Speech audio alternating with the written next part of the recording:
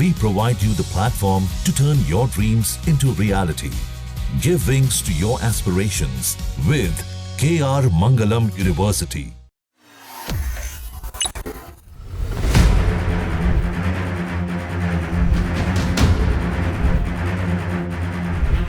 बाईस अप्रैल 2025 को पहलगाम में हुए आतंकी हमले के बाद लॉन्च किए गए ऑपरेशन सिंदूर के तहत भारत ने पाकिस्तान और पीओके में घुसकर 9 आतंकी ठिकानों को तबाह कर दिया। इसमें बहावलपुर में जैश ए मोहम्मद का हेडक्वार्टर भी शामिल था। इसे ध्वस्त करने के लिए भारत ने अपने सबसे पावरफुल हथियार का इस्तेमाल किया।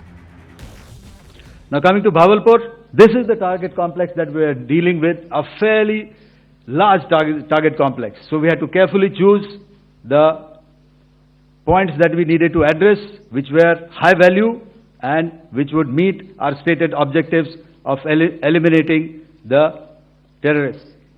I would like to draw your attention to this red canopy, and in relation to that, I would cover the targets. One target system is a series of buildings here, other one here, and other one out here. News agency A9 ने सूत्रों के हवाले से बताया कि भारत ने ऐसा इसलिए किया क्योंकि जैश ए मोहम्मद को पाकिस्तानी खुफिया एजेंसी ISI ने बनाया था और उस एजेंसी को कड़ा संदेश देने के लिए सबसे शक्तिशाली हथियार का इस्तेमाल किया गया। हालांकि अभी ये साफ नहीं है कि वो सबसे शक्तिशाली हथियार कौन सा था। वहीं रक्षा मंत्री राजनाथ सिंह ने कुछ इशारा देते हुए 11 मई को कहा कि भारत ने पाकिस्तान पर हमले के लिए ब्रह्मोस का इस्तेमाल किया। उन्होंने कहा कि ब्रह्मोस की धमक रावलपिंडी तक सुनाई दी।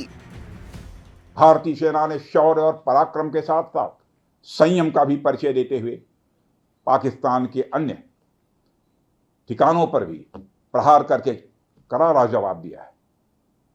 हमने केवल सीमा से सटे सैन्य ठिकानों पर ही नहीं कार्रवाई की, बल्कि भारत की सेनाओं की धमक उस रावलपिंडी तक सुनी गई, जहां पाकिस्तानी फौज का हेडक्वार्टर मौजूद है। भारतीय वायुसेना ने रविवार को कहा कि उसने ऑपरेशन सिंदूर के दौरान उसे सौंपे गए कामों को सटीकता के साथ और राष्ट्रीय उद्देश्यों के अनुरूप सफलतापूर्वक अंजाम दिया। पहलगाम में हुए आतंकवादी हमले के जवाब में पाकिस्तान और पाकिस्तान के कब्जे वाले कश्मीर में 9 आतंकवादी ढांचों को तबाह करने के लिए 7 मई को यह अभियान शुरू किया गया था। पाकिस्तानी हमलों के बाद सभी जवाबी कार्रवाइयां ऑपरेशन सिंदूर के तहत की गई।